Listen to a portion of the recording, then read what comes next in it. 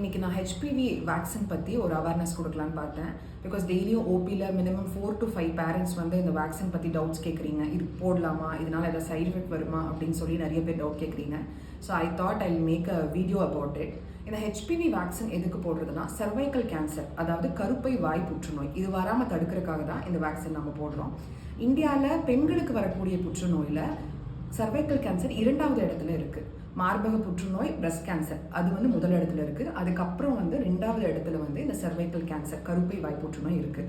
இது எதனால் வருதுன்னா, இந்த சர்வைக்கல் கேன்சர் 99.7% வந்து ஹெச்பிவி, ஹியூமன் பேப்பிலோமா வைரஸ் அப்படிங்கிற வைரஸ் தொற்றுனால தான் வருது.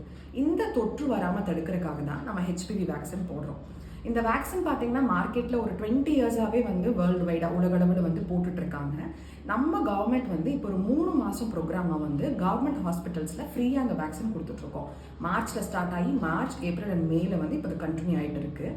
இந்த வேக்சின் வந்து போடலாமா வேணாமா அப்படிங்கிற டவுட் நிறைய பேத்துக்கு இருக்குது. இந்த வேக்சின் யாருக்கு போடலாம் அப்படின்னா, 14 வயது இருக்க பெண் குழந்தைகளுக்கு இந்த வேக்சின் போடலாம்.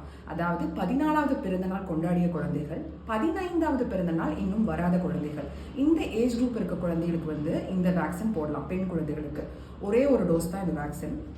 இந்த வேக்சின் போட்டால் ஏதாவது சைடு எஃபெக்ட் வருமா, குழந்தையின்மை வருமா, இல்லை ஏதாவது அலர்ஜிஸ் வருமா அப்படிங்கிற டவுட் இருக்குது. இந்த வேக்சின் 20 வருஷமாக மார்க்கெட்டில் இருக்குது. இந்த வேக்சின் போட்டனால குழந்தையின்மையோ இல்லை வேறு ஏதாவது பெரிய சைடு எஃபெக்ட் வந்த மாதிரி நம்மக்கிட்ட எந்த டேட்டாஸுமே கிடையாது. இந்த வேக்சின் தாராளமாக போடலாம். நானே வந்து இந்த வேக்சின் 10 வருஷத்துக்கு முன்னாடி எடுத்திருக்கேன்.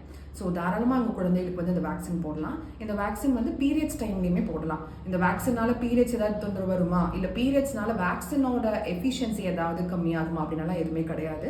தாராளமாக பீரியட்ஸ் டைமில் கூட நீங்கள் வந்து போடலாம்.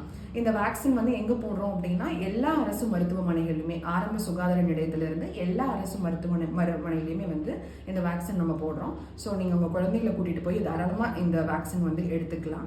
இந்த வேக்சின் பற்றியோ இல்லை சர்வைக்கல் கேன்சர் பற்றியோ வேறு எந்த சந்தேகம் இருந்தாலுமே நீங்கள் கமெண்ட் பண்ணுங்கள், இல்லைன்னா எனக்கு மெசேஜ் பண்ணுங்கள். தேங்க்யூ.